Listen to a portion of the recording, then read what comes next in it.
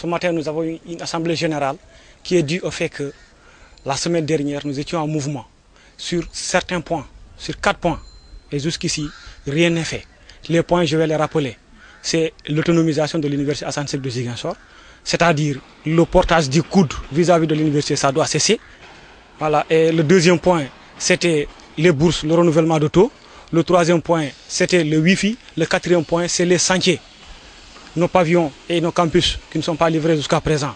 C'est ce qui nous a fallu un mouvement. Et lors de la semaine dernière, on s'est manifesté, mais rien ne s'est passé. Le point focal du mouvement, c'est le portage. Vous voyez que le restaurant est là. Le restaurant est fermé parce qu'on ne peut pas être ravitaillé le jour au jour. Le restaurant universitaire, là où 5000 étudiants se restaurent chaque jour, on ne peut pas le comparer à une maison, là où chaque jour on va enlever la dépense. Et à 11h midi, les gens vont aller au marché acheter de quoi manger et revenir. Chaque jour, c'est les problèmes. Chaque jour, c'est les problèmes. Aujourd'hui, vous voyez, le restaurant est fermé. La semaine passée, on était là, on avait des poissons pourris, de la viande pourrie. Mais toujours, l'autorité reste mieux à ça. Nous ne savons pas quelle est la cause. Et on ne peut pas comprendre. Nous sommes une université. On a un campus social. Le campus social ne fait que 208 lits. Nous sommes 5000 étudiants. On a un restaurant de 300 places. Une bibliothèque qui ne peut même pas supporter 300 étudiants.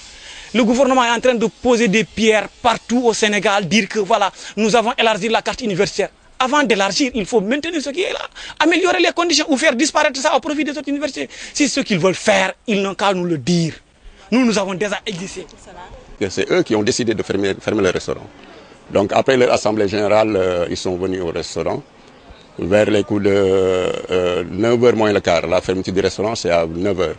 Donc à 9h moins le quart, ils sont venus au niveau du restaurant, arrêter le service et ensuite aller directement au niveau du restaurant et éteindre le feu pour qu'on ne prépare pas le déjeuner. Donc si dans votre briefing vous faites part de leur déclaration faisant allusion à la fermeture du restaurant il y a un mois, qu'ils n'ont pas mangé, non, ça je regrette.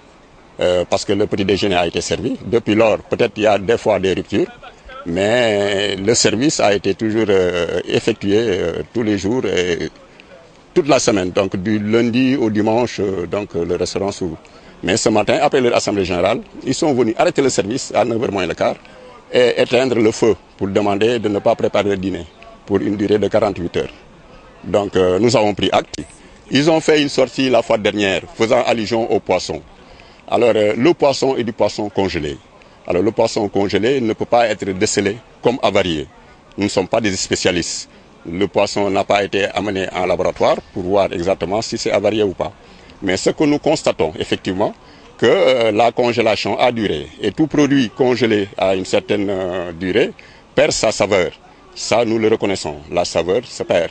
Mais quant au produit avarié, là, vraiment, je regrette. Parce que c'est du poisson congelé. Alors, un produit congelé vous ne pouvez pas déceler si ce produit a varié, oui ou non.